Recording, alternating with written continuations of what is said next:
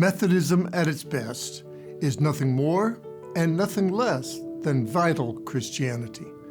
As John Wesley said, it's the religion of the Bible, the religion of the early church, and the religion of the Church of England.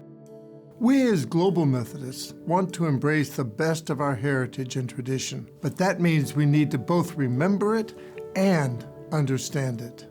Our church began as a movement within the Church of England in the 1700s. During that time, many parts of the established church were at a very low level of spirituality. The population was shifting out of rural areas into cities as the Industrial Revolution was getting underway. Christianity had been present in England for centuries, and it was the official religion of the whole country. There were other Protestant denominations allowed to operate, but everyone was presumed to be a member of the Church of England unless they were active in one of the other churches. A number of religious societies were formed during this time, seeking to counteract some of these trends. John Wesley asked the question, what may we reasonably believe to be God's design in raising up the preachers called Methodists? His answer, which was put into a large minutes, a document that later became the Book of Doctrines and Discipline, was this: to reform the nation, and in particular the church, to spread scriptural holiness over the land. Methodism was a movement seeking to change the church and the whole nation. It began as a society within the church seeking to improve its witness. During the 1700s, there were no doctrinal differences between the Methodist societies and the church. The message preached by them was the same as the official teaching of the Church of England. However, the preachers sought to raise the spiritual commitment and practices of the people by reminding them of what the church officially believed. It was a call to revival. Methodist lay persons moved to America and the movement was planted there. Preachers were sent to guide the movement and it grew. When the United States became an independent country, John decided it was time for them to be an independent church. He set apart Thomas Coke as a superintendent, and Coke later ordained Francis Asbury. The two of them were soon called bishops. Methodism's story is tied to the spiritual journeys of the Wesley brothers. John and Charles were raised in a pastor's home in Epworth. Their father Samuel published several scholarly books. Those works, as well as his ministry, were not very well appreciated. Their mother, Susanna, who was an educated woman who had her own ministry in the parish. During one of Samuel's long absences, she led an evening prayer service in their home that was very well attended. When Samuel told her to quit because women should not teach in the church, she resisted and said that she would quit only if he gave her a positive command requiring her to do so. She continued. In 1709, the Wesleys' house, called a rectory, was set on fire. John was still in an upper room while it was burning, and the neighbors had to reach up and pull him from the window. John always believed it was providence that saved him, and in line with Zechariah 3:2, he referred to himself as a brand plucked out of the fire. The first rise of Methodism was the formation of a group of students at Oxford. Since John was a fellow of Lincoln College, he assumed leadership of the group even though Charles was the one who began it. They encouraged each other to attend worship each week, and they met together for prayer and study. They began to visit prisoners and began to help poor students have school. Over time, others referred to this group as Sacramentarians, Bible Moth, the Holy Club, and eventually as Methodists.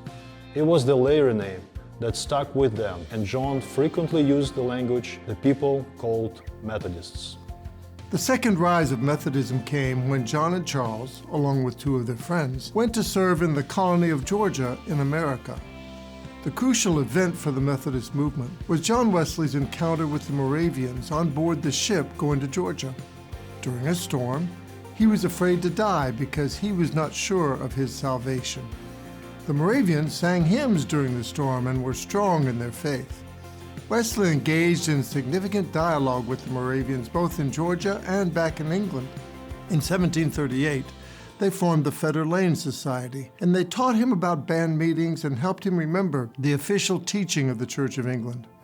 On May 21, 1738, Charles experienced a conversion which is described in his powerful hymn, "And Can It Be?" 3 days later, John was in a small group in a house on Aldersgate Street, where someone was reading from Martin Luther's preface to the book of Romans.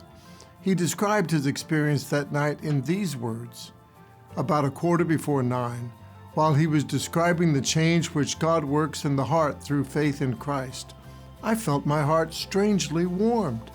I felt I did trust in Christ, Christ alone for salvation, and an assurance was given me that he had taken away my sins, even mine, and saved me from the law of sin and death."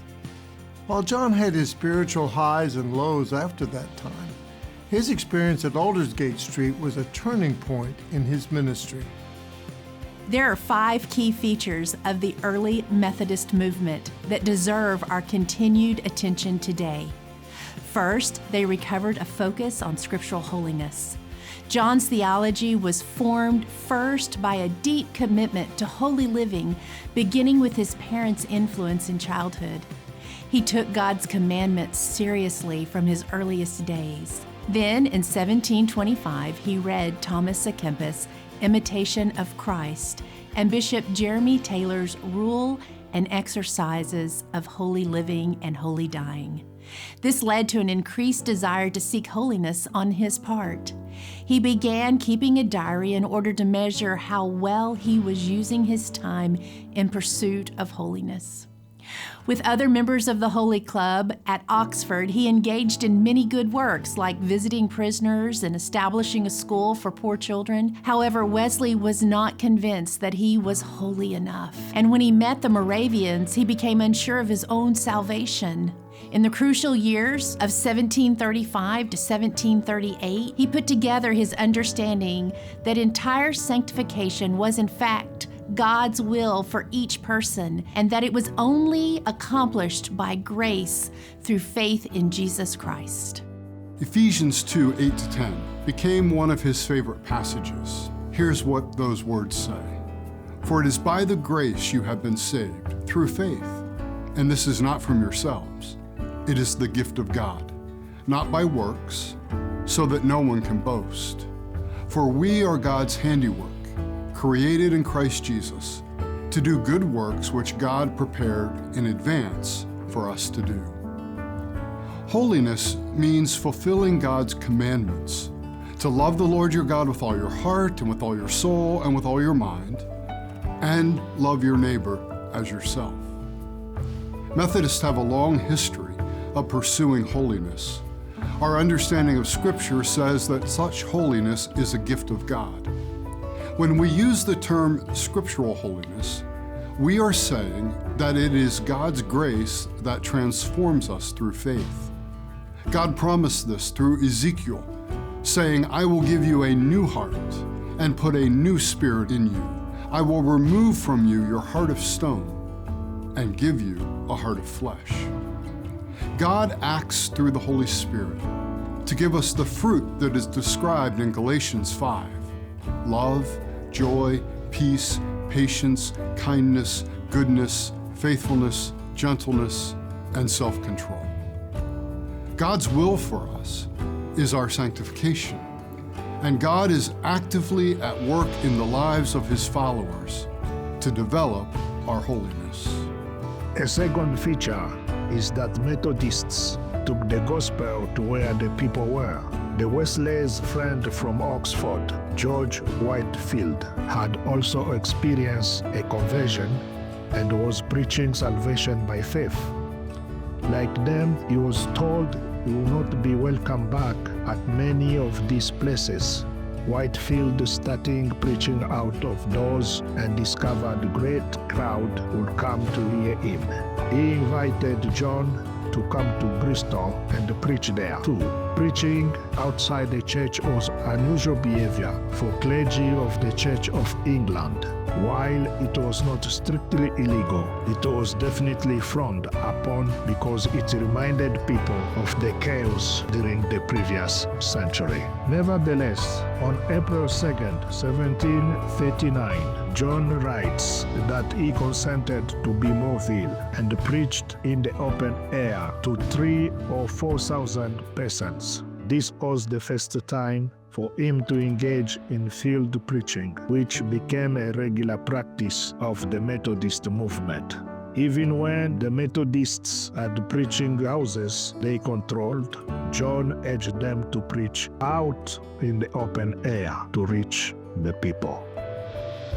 A third feature of early Methodism was Wesley's use of laypersons to preach and spread the gospel. Wesley discovered one day that one of his assistants, a layperson named Thomas Maxfield, had started preaching while he was out of town. The movement was reaching lots of people, and they were forming many new societies. The Wesley brothers could not be everywhere. At first, Wesley thought that lay people should not be allowed to preach, but his mother cautioned him about Maxfield, saying, "Take care what you do with respect to that young man, for he is as surely called of God to preach as you are. Examine what have been the fruits of his preaching, and hear him also yourself." From this time on, Wesley began to allow lay people to preach. He gathered them together in annual meetings called conferences, focused on 3 questions: what to teach, how to teach, and what to do.